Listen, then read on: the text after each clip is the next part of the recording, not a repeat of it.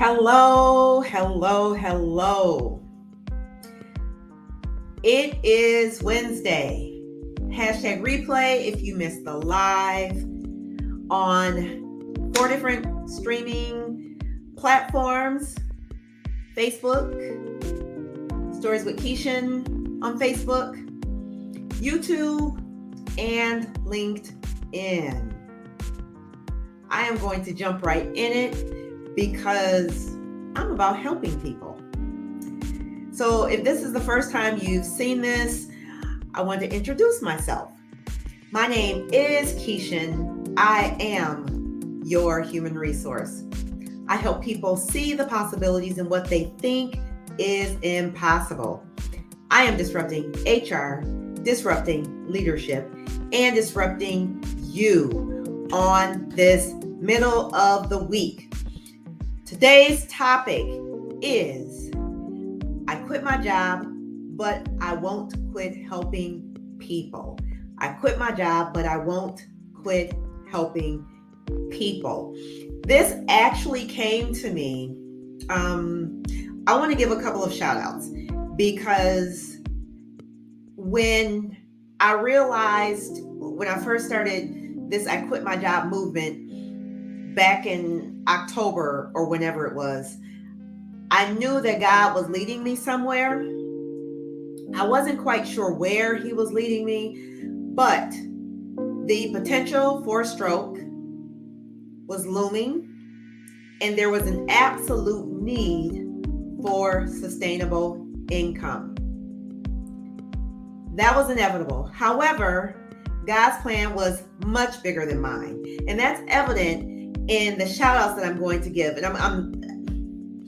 when people reach out to me and let me know that what I'm sharing is beneficial, again, I'm all about helping people, and I've reached out to a couple of people just because God placed it on my heart to help them. So I want to first of all give a shout out to Angela Hall. Angela Hall reached out to me and gave me some feedback, and then I told her thank you so much. So Angela, I'm giving you a shout out. Thank you so much for reaching out, as well as Dr. Linda F. Williams. I appreciate you. Thank you so much.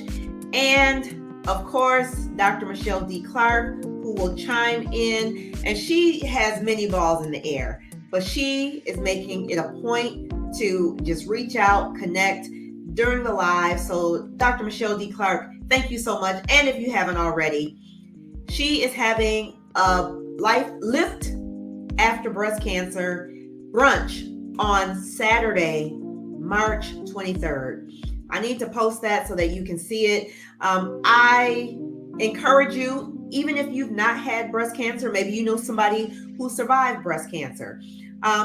But it's going to be an amazing event. I encourage you. There will be a virtual opportunity to tune in as well. But I want to give those individuals a shout out first and foremost as I dive into this. So I quit my job, wrote a book. I did write a book. I'm writing another book. And my goal is to publish these books before an upcoming event in September. In September, there is going to be an writers, it's an inaugural event called My Book Expo. It's going to be in North Carolina, somewhere near the Charlotte area. I'll be sharing more about that as we get closer to the date. If you are interested, feel free to reach out. I will be going there. There will be others who will be going there who I've already reached out to, and they're pretty excited about being there. So back to the subject at hand. I quit my job, but I won't quit helping people. So when I quit my job and again realized that, okay, I did this. Now what's going to happen? Now what? Now that I quit my job, what is next? Now, first and foremost, my health, of course, improved because the stress of what I was doing was no longer there. And it's funny how God will, you ask for something, you be careful what you ask for because God may just give it to you. So he is literally blowing my mind in this space. because I had no idea where I was going, what my next was going to be. But as I've always been, since I was younger, I've always been the type of person who wanted to help someone else. I always wanted to help the underdog. Literally, I would watch Underdog and say, yay, underdog.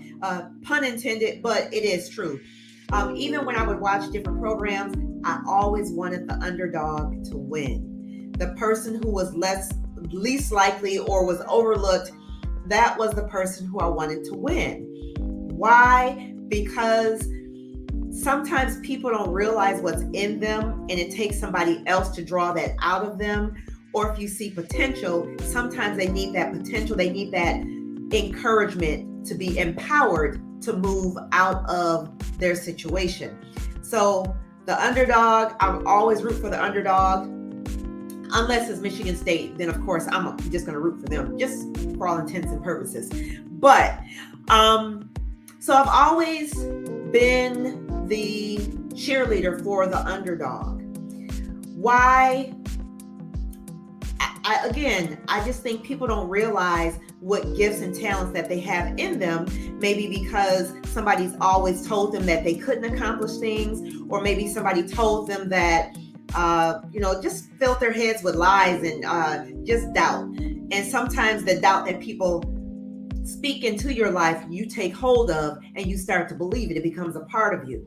And so for those individuals who may have gone through some situation where somebody either told them they weren't going to accomplish, they couldn't accomplish, they don't have what it takes to accomplish, they're never going to amount to anything. Maybe there was a traumatic event that happened in their lives.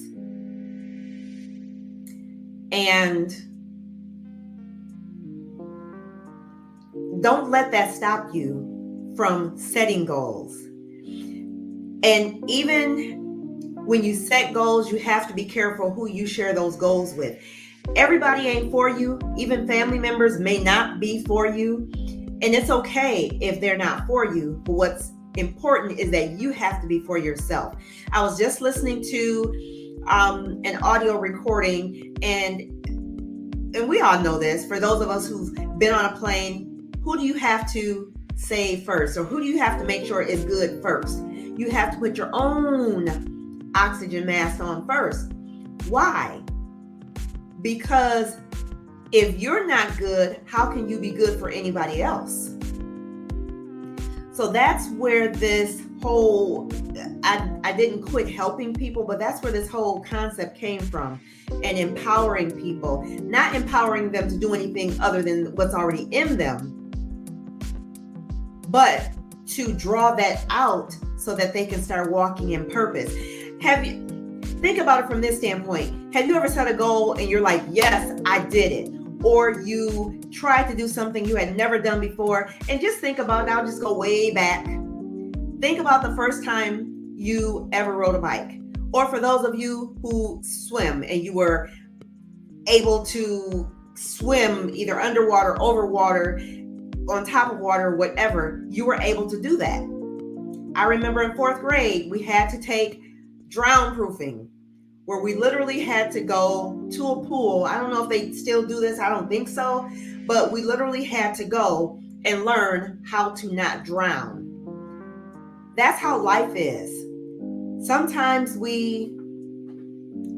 situations and circumstances are on us so heavy that we can't breathe. We can't float.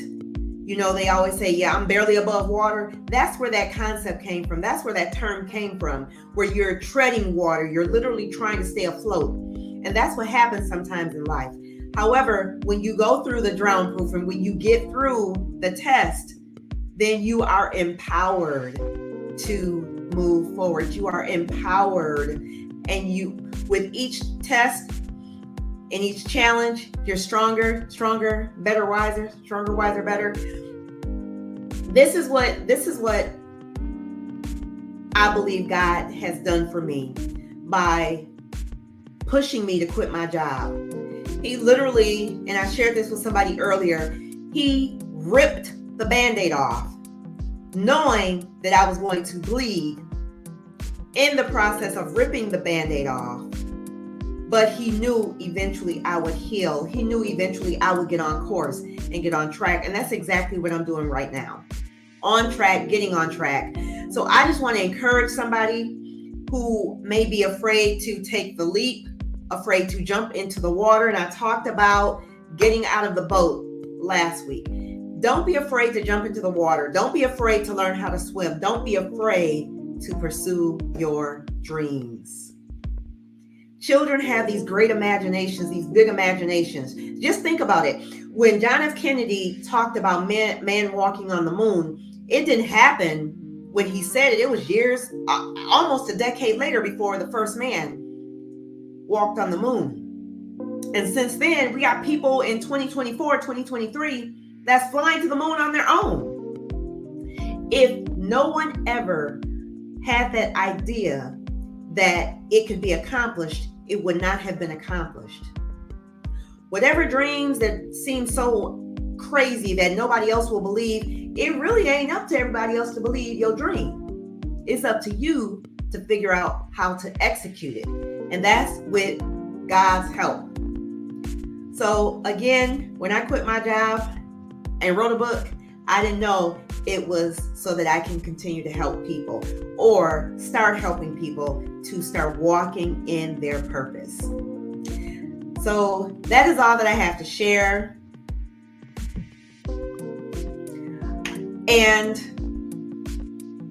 if this resonated with you, share this with somebody. Share this with somebody who has always said that they wanted to do something. Again, I just heard that a relative wrote a book, had no idea that they wanted to write a book, but you never know who you're encouraging because people are watching.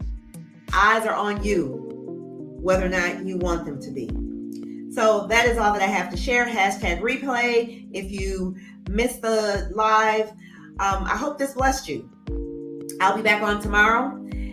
Same time, same platforms. So again, my name is Keishan. I am your human resource. I help people see the possibilities in what they think is impossible. I am disrupting HR. I am disrupting leadership. And I hope that this ruffled your feathers and disrupted you. Until next time, take care. God bless.